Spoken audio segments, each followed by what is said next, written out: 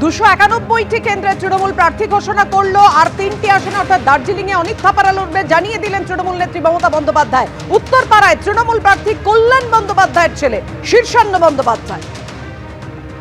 উত্তরপাড়া বিধানসভায় এবছর তৃণমূল কংগ্রেসের প্রার্থী শীর্ষান্ন বন্দ্যোপাধ্যায়। শীর্ষান্ন বন্দ্যোপাধ্যায় আইনজীবী তো বটেই, তার আরেকটি পরিচয় হলো তিনি সাংসদ কল্যাণ বন্দ্যোপাধ্যায়ের পুত্র। শীর্ষান্ন, প্রথমেই জানতে চাইব এই ঘোষণার পরপরই তোমার কী প্রতিক্রিয়া? আমি কোনো প্রতিক্রিয়া দেওয়ার আগে আমি আমাদের জননেত্রী মমতা বন্দ্যোপাধ্যায়ের কাছে ধন্যবাদ জ্ঞাপন করতে চাই এবং আমাদের অল ইন্ডিয়া জেনারেল সেক্রেটারি অভিষেক বন্দ্যোপাধ্যায়ের কাছে ধন্যবাদ জ্ঞাপন করতে চাই যে ওনারা আমাকে এই যুদ্ধে যোগ্য মনে করেছেন।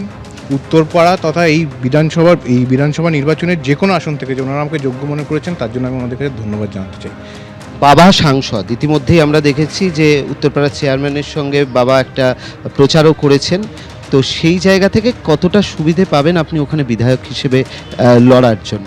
দেখুন, উত্তরপাড়ার মাটি তৃণমূলের শক্ত ঘাঁটি এবং সেটা হয় আমাদের জননেত্রীর নেতৃত্বে এবং হচ্ছে ওখানকার যারা অজস্র কর্মী আছে তাদের দিনের পর দিনের খাটনিতে হয়।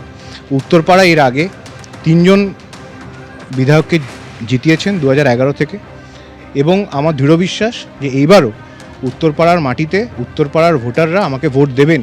প্রত্যেকবার বিধায়ক পরিবর্তন করে, একবার অনুপ ঘোষাল, একবার প্রবীর ঘোষাল, কাঞ্চন, এবার হচ্ছে শীর্ষান্ন, তো সেটাতে কোনো অসুবিধা হওয়ার কথা?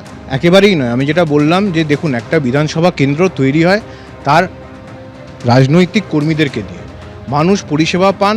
ওখানকার যারা কাউন্সিলর আছেন, যারা ব্লক প্রেসিডেন্ট আছেন, ডিস্ট্রিক্ট প্রেসিডেন্ট আছেন এবং বিভিন্ন জায়গায় যে গ্রাসরুট লেভেলের যে কর্মীরা আছে তাদেরকে দিয়ে একটা দল তৈরি হয়, তাদেরকে দিয়ে একটা সিট তৈরি হয়, তারাই জেতান। এখানে শীর্ষান্ন বন্দ্যোপাধ্যায় প্রার্থী না কে প্রার্থী সেটা বড় কথা নয়, জিতবে মমতা বন্দ্যোপাধ্যায়।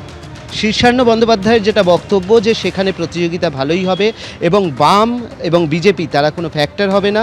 294টি কেন্দ্রেই তৃণমূলের প্রার্থী তালিকা প্রকাশ করলেন তৃণমূলের সুপ্রিমো মমতা বন্দ্যোপাধ্যায়। 291টা কেন্দ্রে তালিকা প্রকাশ হয়েছে, আর 3টি কেন্দ্রে দার্জিলিং। আপনারা জানেন যে কথা কিছুক্ষণ আগেই মমতা বন্দ্যোপাধ্যায় বলেছিল। আপনাদের জানিয়ে রাখি, ভবানীপুরে, একেবারে ভবানীপুরের তৃণমূল প্রার্থী মমতা বন্দ্যোপাধ্যায়। ভবানীপুরের তৃণমূল প্রার্থী মমতা বন্দ্যোপাধ্যায়। এই মুহূর্তে আমরা রয়েছি শোভনদেব চট্টোপাধ্যায়ের সঙ্গে। তৃণমূল কংগ্রেসের সদ্য ঘোষিত প্রার্থী তালিকার মধ্যে তিনি বালিগঞ্জের জন্যে তৃণমূল মনোনীত প্রার্থী। স্বাগত আপনাকে, শুভেচ্ছা। কি বলবেন? নির্বাচনে তো সে অনেক কাল আগে থেকেই দাঁড়াচ্ছে, 91 সাল থেকে। এটা নিশ্চিতভাবে আমার কাছে খুব বড় ব্যাপার যে 8মবারের জন্য মমতা বন্দ্যোপাধ্যায় আমাকে মনোনীত করেছেন। আমি তার কাছে কৃতজ্ঞ এবং মমতা বন্দ্যোপাধ্যায় যে পথের পথিক, আমরা সেই পথেরই পথিক।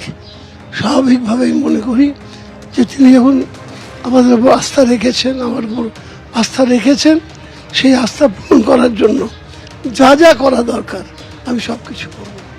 তৃণমূল কংগ্রেসের প্রবীণ সেনানী, প্রবীণ কর্মী, তাদের মধ্যে অন্যতম আপনি এবং একদম একটি সাধারণ মানুষ আপনাকে সবসময় পৌঁছতে পারে। বালিগঞ্জ আপনার কাছে নতুন কেন্দ্র, এটা কি চ্যালেঞ্জ না কেক ওয়াক? না, কোনো চ্যালেঞ্জ না। আমি তো বলছি আমার অনেকবার কেন্দ্র চেঞ্জ হয়েছে। প্রথম বারুইপুর, তারপর রাসবিহারী, তারপর ভবানীপুর, তারপর খড়দা, এখন বালিগঞ্জ। মমতা বন্দ্যোপাধ্যায় যখন মনে করেছেন, যেখানে মনে করেছেন দিয়েছেন, আমি তার সম্মান রেখেছি। এবিপি আনন্দ, এগিয়ে থাকে, এগিয়ে রাখে।